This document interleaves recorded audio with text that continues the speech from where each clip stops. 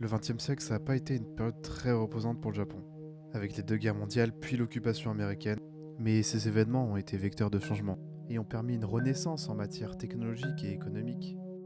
Entre la peur générée par la bombache et les craintes liées aux découvertes scientifiques, surtout en médecine et en informatique, puis l'arrivée d'Internet, tout ça alimente une peur ancrée dans la population, celle d'une nouveauté, de l'inconnu, du surnaturel.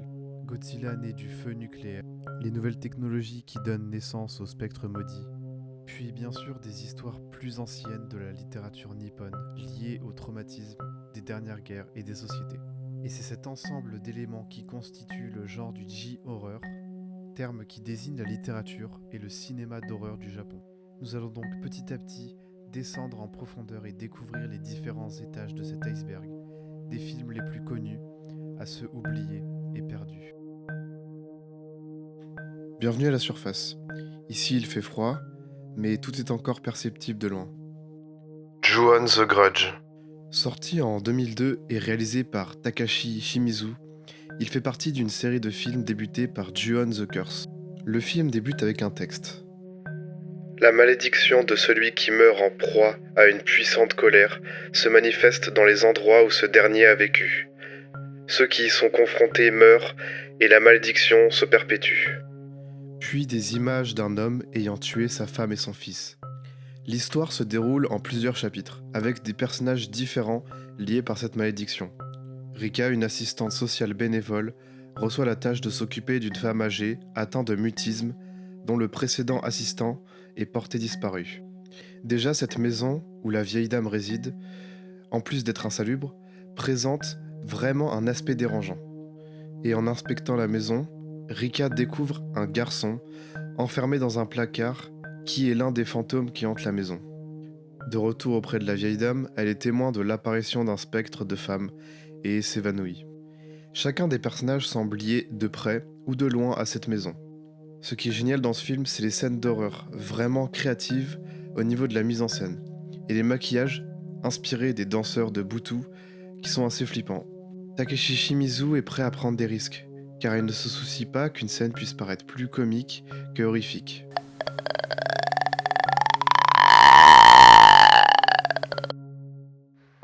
Ring. Réalisé par Hideo Nakata et sorti en 1968, l'histoire commence par Tomoko et Masami, deux jeunes lycéennes qui, seules chez elles le soir, s'amusent à se faire peur avec une rumeur sur une cassette vidéo. Une fois l'avoir visionnée, vous êtes supposé mourir au bout de 7 jours. Tomoko l'a vu, mais ne croit pas à cette histoire.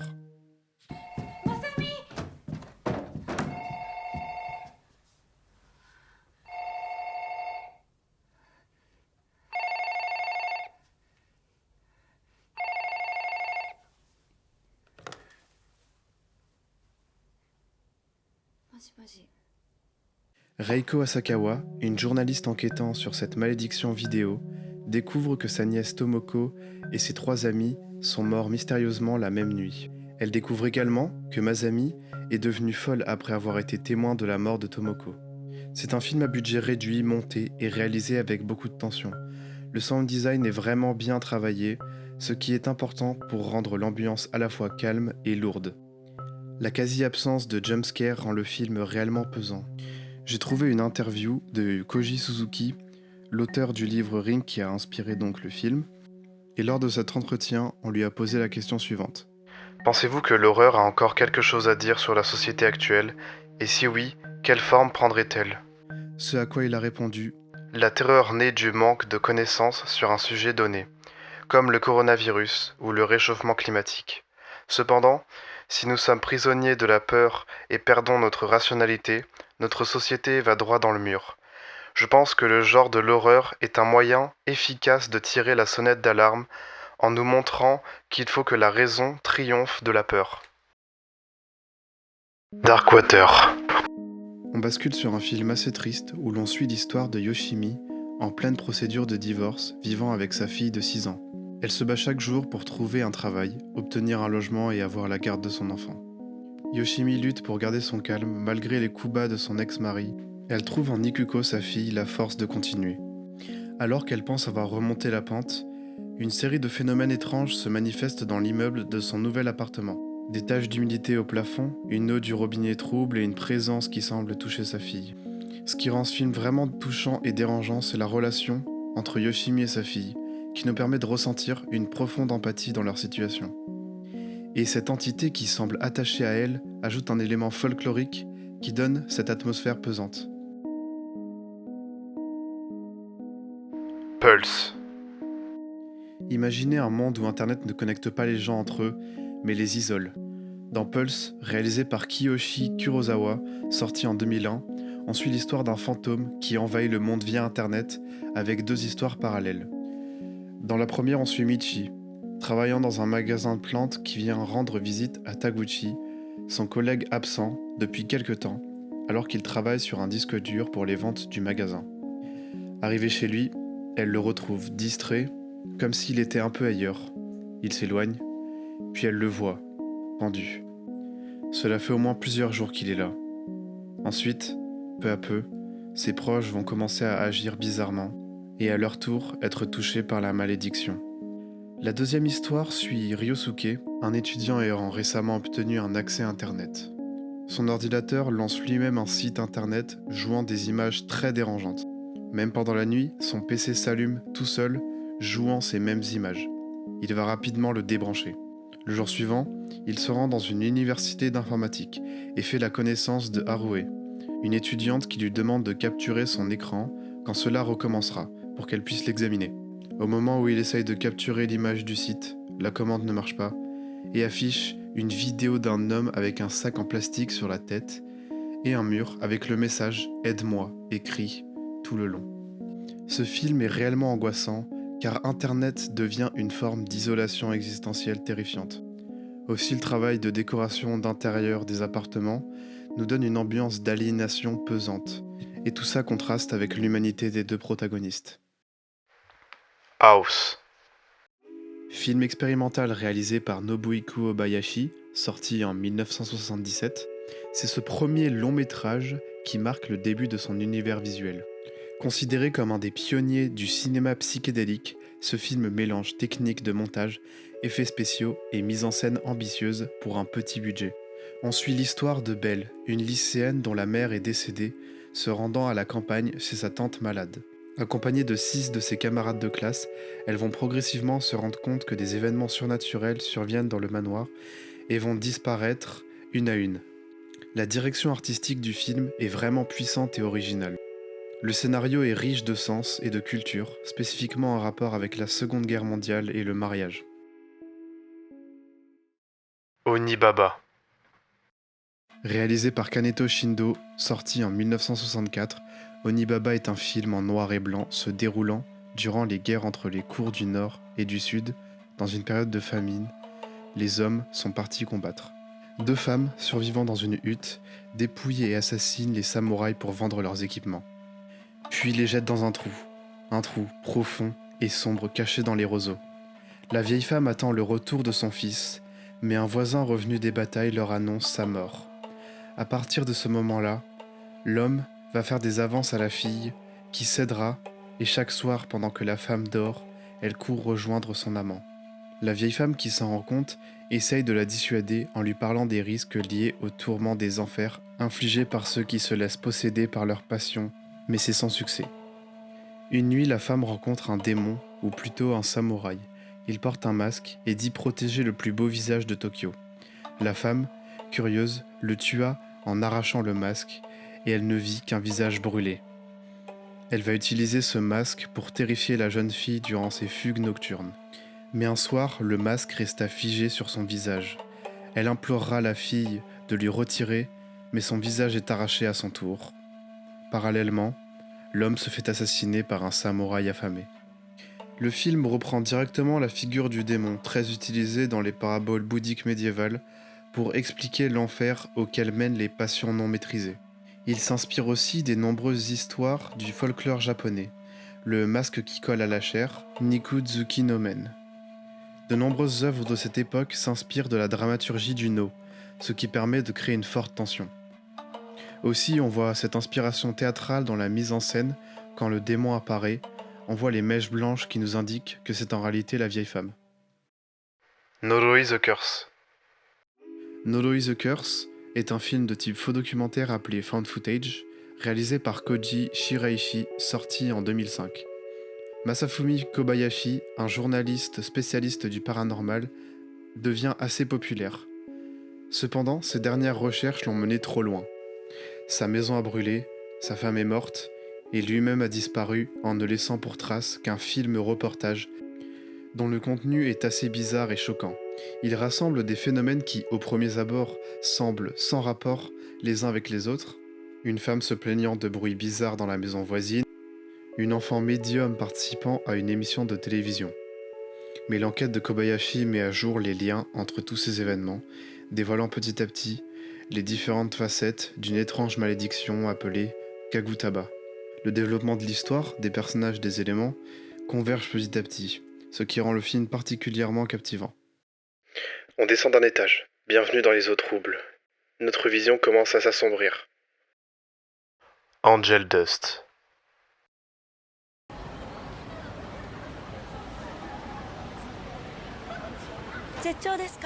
Les femmes sont assassinées chaque lundi à 18h dans le métro, en plein Tokyo, par un tueur qui utilise une seringue hypodermique empoisonnée. Une détective spécialiste en psychologie de la police, nommée Setsuko Suma, cherche à cerner son portrait avant qu'il ne frappe encore. Mais elle n'arrive pas à empêcher ces meurtres, et poursuivie par la culpabilité, elle en vient à soupçonner son ancien amant, le médecin Rei Aku. Dans ce film réalisé par Gakuryu Ishii, sorti en 1994, on explore la fracturation de l'esprit de Suma.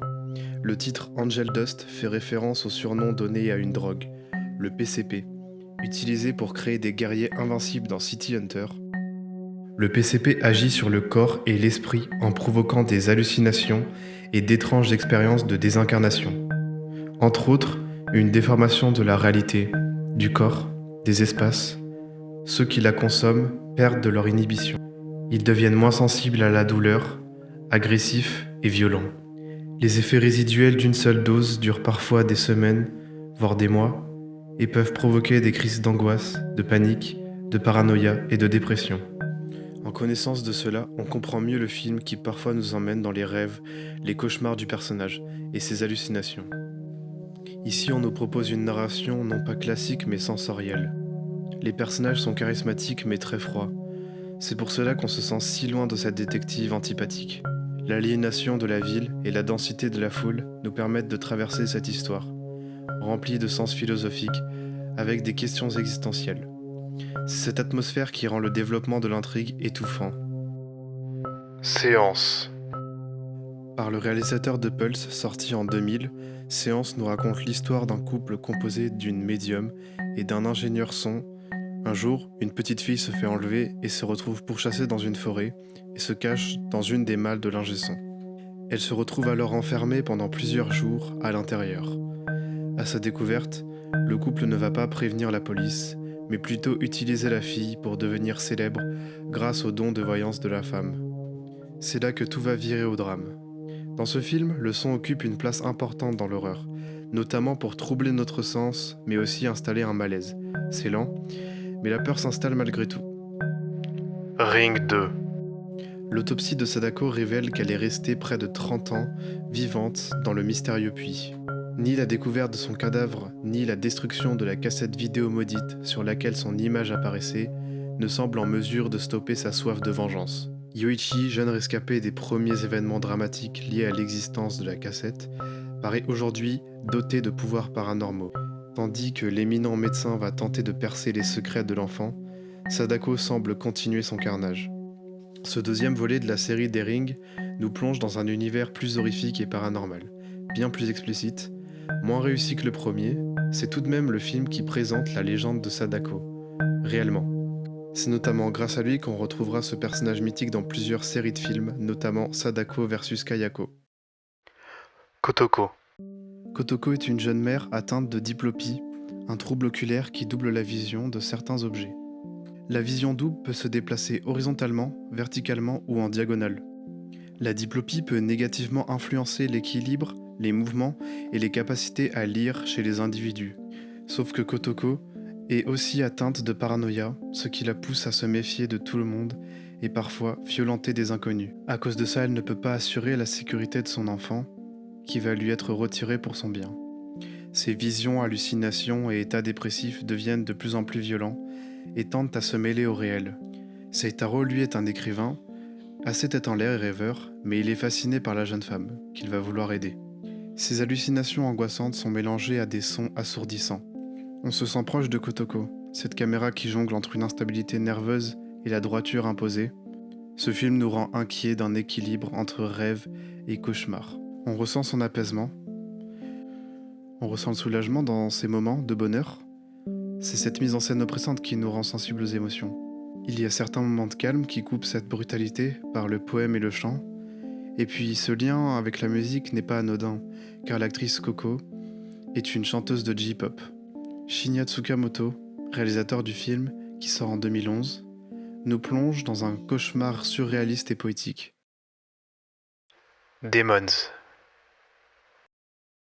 Sorti en 1971 et réalisé par Toshio Matsumoto, Demons raconte l'histoire d'un ronin ayant réuni les 100 ryos nécessaires pour racheter son honneur et redevenir samouraï. Sauf que c'est exactement la somme qu'il doit fournir pour libérer une geisha qu'il veut prendre pour épouse. Il fait évidemment le mauvais choix, entraînant une suite sans fin de drames et de meurtres. Demons se regarde comme une comédie shakespearienne, avec les thématiques du destin et l'importance des choix. Le choix de la mise en scène et le jeu d'acteur nous rapprochent du théâtre, et le noir et blanc apporte une pureté à l'image. Les plans de katana sont magnifiques, car ils brillent à l'image, contrastant entre la beauté et l'horreur sanglante. Le scénario également est écrit comme dans une tragédie grecque, et met en valeur l'honneur, mais aussi les dilemmes qui hantent les personnages. L'horreur monte petit à petit, et les quelques scènes d'action sont extrêmement dures et sanguinolentes. On arrive dans les eaux profondes, les ténèbres commencent déjà à nous entourer. Lake of Dracula. On enchaîne avec un film de la même année, et réalisé par Michio Yamamoto. Lui aussi inspiré de littérature occidentale, plus particulièrement de l'œuvre Dracula de Bram Stoker.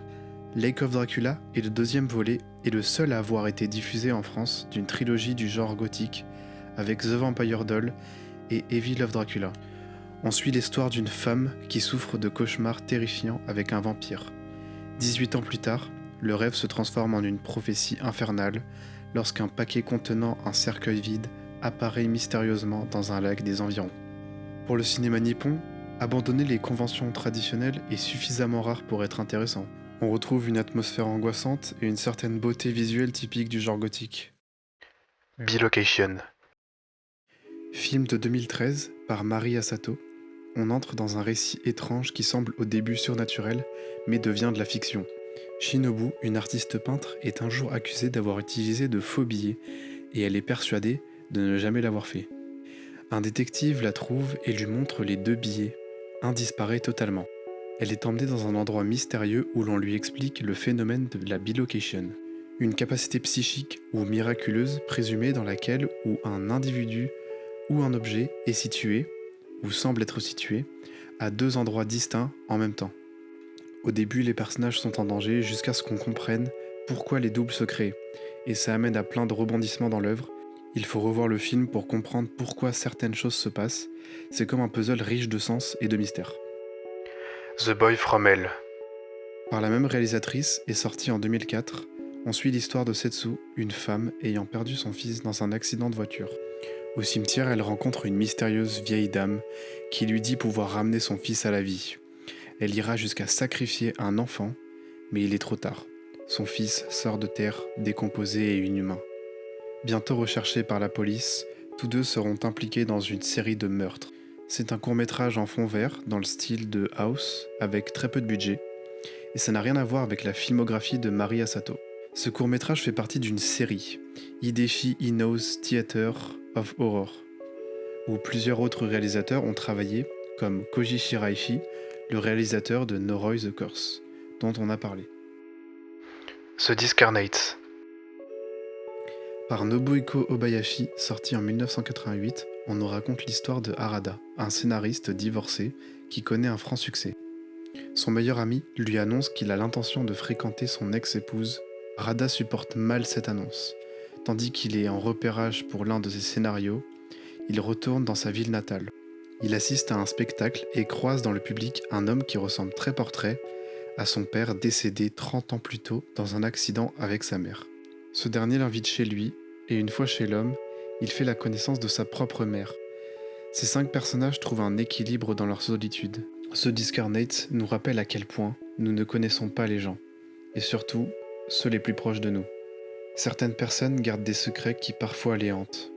Cette atmosphère mélancolique nous poursuit pour nous mener à la fin du film qui finit par de l'horreur et une histoire familiale touchante. The Snow Woman. La Yuki Onna apparaît lors des nuits de neige sous la forme d'une grande et belle femme aux longs cheveux noirs et aux lèvres bleues. Sa peau d'une pâleur inhumaine, voire transparente, lui permet de se fondre dans le paysage enneigé. The Snow Woman, datant de 1968, présente la légende du folklore japonais Yuki Onna. Dans ce film, les détails surnaturels des yokai sont subtils, ce qui pénètre notre sensibilité à la mise en scène et nous plonge dans l'atmosphère de l'histoire. Ici, la vraie peur vient de la civilisation, des hommes. Le fantôme et sa malédiction n'est que le résultat d'une société sauvage et profondément violente. Cette critique s'apparente à celle dans les récits de vampires. Une société féodale chaotique qui fait écho à nos sociétés modernes. C'est donc les pouvoirs mystiques de cette femme qui vont transcender la situation et va déjouer les mécanismes seigneuriels. Enfin, c'est la sensualité de la femme des neiges qui vient embellir l'horreur grâce à l'envoûtement, dans une narration progressive. Curse of the Dog God. Réalisé par Shunya Ito et sorti en 1977, on nous raconte l'histoire de 3 hommes d'un groupe ingénieur d'une compagnie minière voulant extraire de l'uranium dans un village rural japonais. Ils vont tuer accidentellement un chien et détruire un petit temple en bois construit en l'honneur du dieu chien. Et ils vont en subir les conséquences. Ces actions déclenchent une série d'événements étranges entraînant la mort des 2 collègues des protagonistes. Un devient fou et saute du Shinjuku Sumimoto Building et l'autre est tué par une meute de chiens bergers allemands. Et la femme du personnage principal devient même possédée par le dieu chien. Bien que ce film soit un peu lent dans les scènes neutres, les scènes surnaturelles sont intéressantes et les paysages burlesques. Bienvenue dans les abysses. À partir de là, il n'y a pas de retour en arrière. On ne voit plus rien. Le terme générique de Lost Media ou média perdu sert à désigner des œuvres ou productions médiatiques dont l'existence est avérée mais qui sont disparues ou indisponibles pour le grand public. C'est toutes ces émissions, séries, films ou enregistrements que certaines personnes se souviennent d'avoir vus, dont aucune archive a été retrouvée. Plusieurs communautés sur Internet recherchent activement des Lost Media par le biais de wiki et les différents indices qui auraient été laissés sur Internet. Et donc, dans certains cas, c'est compliqué. Parce que depuis l'avènement du streaming, n'importe qui a accès à une quantité absurde d'archives de médias en tout genre. Et si un média est perdu, ça peut signifier plusieurs choses. Qu'il n'a pas eu de copie en DVD, Blu-ray ou très peu, qu'il a pu être diffusé à la télé occasionnellement, ou, dans notre cas, durant un festival de cinéma. Ring Brussels Cut. Durant la première européenne de Ring au Brussels International Festival of Fantasy Film en 1998, les quelques spectateurs disent avoir vu une version différente du film. Beaucoup plus graphique et impressionnante, notamment au niveau des effets utilisés sur les bouches ouvertes des victimes, qui étaient déformées. En 2002, ce même effet est utilisé dans le remake américain The Ring. Le plus étrange, c'est lorsque l'on demande des réponses au réalisateur lui-même, Hideo Nakata, il nie totalement l'existence de cette version. Plusieurs personnes ont affirmé avoir vu cette version sur la télé espagnole et anglaise. Son existence est très disputée, mais les raisons de la création d'une version plus graphique seraient pour avoir une approbation plus totale du public et paraître moins lisse. Ou pour une toute autre raison, ce qui justifierait les contestations du réalisateur. Cruel Ghost Legend. De nombreux films d'horreur japonais des années 60-70 ont une bonne réputation. Souvent car ce sont des films surréalistes, avec une certaine beauté esthétique et artistique. Nombreux d'entre eux ont bénéficié de versions remasterisées comme Onibaba et The Snow Woman, ce qui les a rendus cultes. Mais le film dont je vais vous parler semble être tombé dans l'oubli depuis sa sortie en salle en 1968. C'est Cruel Ghost Legend de Kazuo Ase. On sait très peu de choses sur ce film, si ce n'est qu'il parlerait d'une malédiction, du sang entraînant de nombreuses morts sanglantes, l'inceste, une manifestation fantomatique et finalement le suicide. Une copie VHS d'occasion a été récemment trouvée sur le Amazon japonais pour 15 000 yens, soit 120 €. C'est très cher, mais ça prouve qu'une sortie VHS a eu lieu en 1990. En fait, ça a été un lost media, car ce film a été retrouvé. Le 7 mars 2014, un contributeur anonyme a mis en ligne une copie VHS non sous-titrée du film. Plus tard, le 23 septembre 2020, un utilisateur du Lost Media Wiki, du nom de Tom Servo, a mis en ligne une copie 1080p de la diffusion télévisée japonaise du film sur sa chaîne YouTube. Lady Plastic. Lady Plastic est aujourd'hui complètement introuvable. Il n'est jamais sorti en DVD au Japon. Bien que sûrement présenté à quelques festivals, on a peu d'infos sur ce film. Il serait sorti en 2001 et raconterait l'histoire d'un film maudit et inachevé intitulé Eyes in the Forest, que le réalisateur aimerait terminer. 30 ans après, afin de faire revenir d'entre les morts l'actrice originale, jouée par Rena Komine, en utilisant le mec des effets spéciaux du film pour créer un réceptacle pour son esprit. Et le scénariste du film, le mangaka Akira Fukaya, a partiellement basé cette histoire sur son expérience en tant qu'artiste d'effets spéciaux pour des productions telles que Tetsuo 2.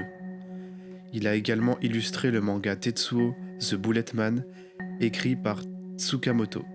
Ce sont les seules informations disponibles pour le moment, à part un commentaire Letterboxd. On espère que ce film sera retrouvé, car il a du potentiel au vu de son scénario. Merci d'avoir regardé la vidéo jusqu'au bout. N'hésitez pas à la liker et à vous abonner, et surtout en parler autour de vous, ça soutiendrait énormément la chaîne. Je sais que dans cet iceberg, j'ai pas traité de très bons films comme Cure, Audition et Tetsuo, mais j'en parlerai dans d'autres vidéos. Donc restez connectés, prenez soin de vous et à bientôt. J'ai l'impression que ton super endroit est devenu un resto miteux. Encore une putain de victoire du consumérisme aveugle.